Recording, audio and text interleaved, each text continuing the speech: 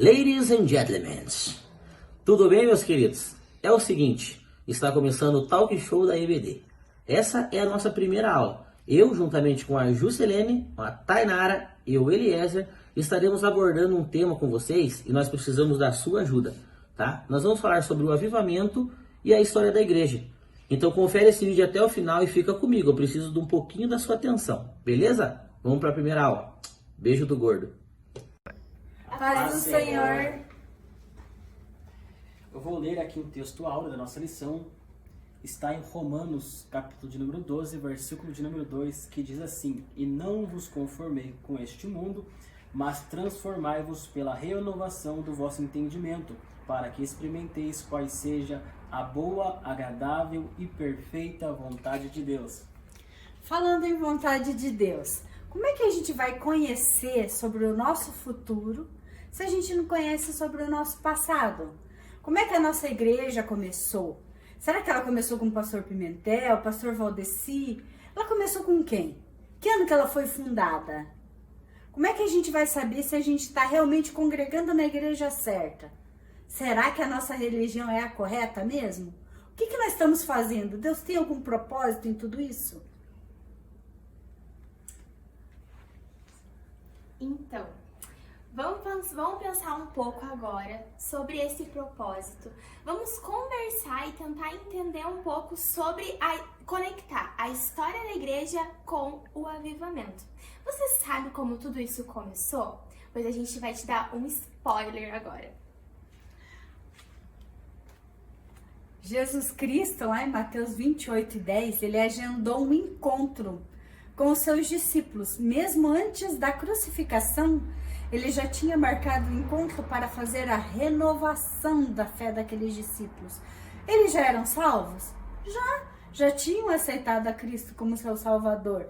Eles já gostavam de seguir pelo caminho com Cristo, mas eles ainda precisavam de um plus. Qual era esse plus? O avivamento. O que é esse avivamento? É Deus colocar dentro deles algo que eles ainda não tinham, algo que eles ainda não tinham experimentado na vida deles. Esse avivamento começou no dia de Pentecostes. E o que foi esse dia de Pentecostes, Eliezer? O dia de Pentecostes é celebrado a festa das colheitas, mas para a igreja significa a festa das colheitas das almas, que é celebrado após 50 dias após a Páscoa. E no dia de Pentecostes, como era uma festa judaica, todos os povos de diversas nações iam para Jerusalém para celebrar essa festa.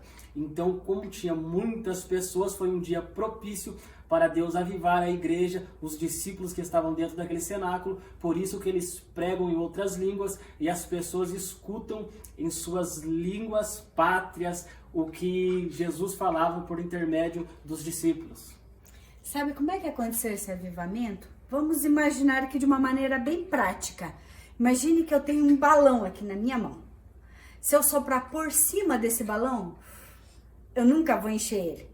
Mas se eu colocar ele aqui e encher, ó, em pouquíssimo tempo ele tá cheinho de ar. Foi isso que o pneuma, o Espírito Santo fez na vida de cada um daqueles discípulos que estavam buscando a Deus em oração. Eles foram avivados. Deus colocou algo dentro deles que eles jamais haviam experimentado. Uma alegria tão grande. Foi algo tão espetacular que tomou até o lugar da grande festa. Vocês já imaginaram? Pessoas da Ásia, da Europa, todas reunidas ali em Jerusalém. Os mais diversos povos. Todos se admirando do que estava acontecendo numa pequena sala, num cenáculo. Uma salinha pequena, com no máximo 120 pessoas que estavam ali aguardando a promessa, o encontro marcado de Jesus com a vida de cada um daqueles discípulos. Durante esse trimestre, a gente vai aprender sobre isso. A Tainara vai nos contar mais um pouco. Então, imagina só, você ter um pedacinho de Deus dentro de você. Não é incrível? É o Espírito Santo. Os apóstolos, eles experimentaram isso. Mas sabe o que é mais incrível, Tia Ju? É que a gente também pode experimentar todos os dias. O Espírito Santo está dentro de nós. O dia do Pentecoste foi algo marcado e está registrado na minha e na sua Bíblia. Mas você pode ter toda a certeza, esse Espírito Santo ele está disponível para mim e para você também, não é mesmo? Sim, exatamente. E a melhor maneira de nós buscarmos esse avivamento é através da palavra, através da oração, porque homens não podem promover avivamento. Eu não posso, o pastor não pode, mas o Espírito Santo que habita dentro de nós, como disse a Tainara, ele pode promover esse avivamento através das nossas vidas. Mas para isso, nós necessitamos ter comunhão com Deus, comunhão com o Espírito Santo e realmente ter esse desejo de viver esse avivamento, buscando através da palavra e da oração. Jesus foi um homem de oração, os discípulos foram homens de oração. E no dia de Pentecostes, eles oravam e foram cheios do Espírito Santo. Mas no capítulo de número 4, a Bíblia vai dizer que Pedro novamente ora e novamente é cheio do Espírito Santo. E nós vemos que isso só acontece através da oração e da palavra. Mas e como é que eu vou saber se eu estou cheia desse tal Espírito Santo ou não? O que isso tem a ver com a história da igreja? Isso vai ser fácil? Isso não vai ser? Como é que isso vai acontecer na minha e na tua vida? Primeiro, gente, vamos para as curiosidades bíblicas. Quem começou a perseguição com os cristãos? Quem? Foram os judeus. Eles já começaram a perseguição contra a igreja logo que Jesus se manifestou, fazendo prodígios e maravilhas e despertando o ódio e a inveja dos maiorais judeus. Ali começou a perseguição. Por isso os judeus tiveram que ser dispersos. Aí nós vamos ver que com essa dispersão dos judeus aconteceu avivamentos em várias localidades.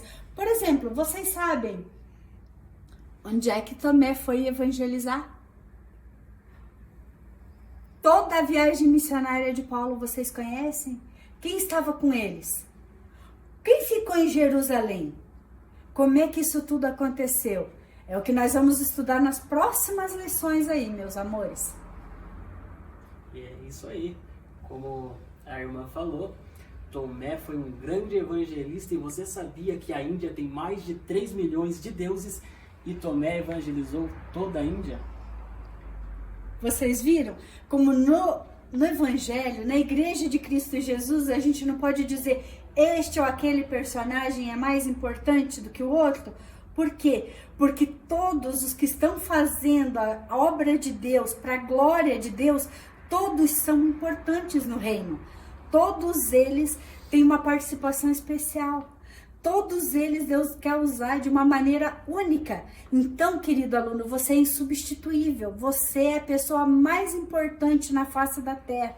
É a pessoa que Deus vai usar de uma maneira espetacular e única.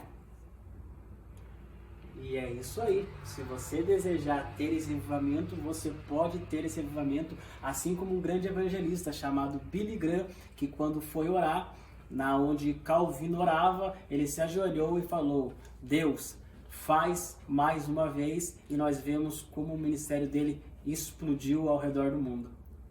Então, eu te convido a continuar assistindo os nossos vídeos. A Escola Dominical tá com um trabalho lindo e não para por aqui, a gente tem muitas curiosidades. Você quer saber mais curiosidades junto com a Tia Ju, junto com a Eliezer, junto comigo e com os outros professores?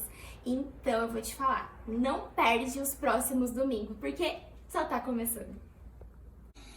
E aí, gostaram da nossa aula? Assim serão nossos modelos de aula daqui pra frente. Serão rápidos, objetivos e dinâmicos. Espero do fundo do meu coração que vocês tenham gostado.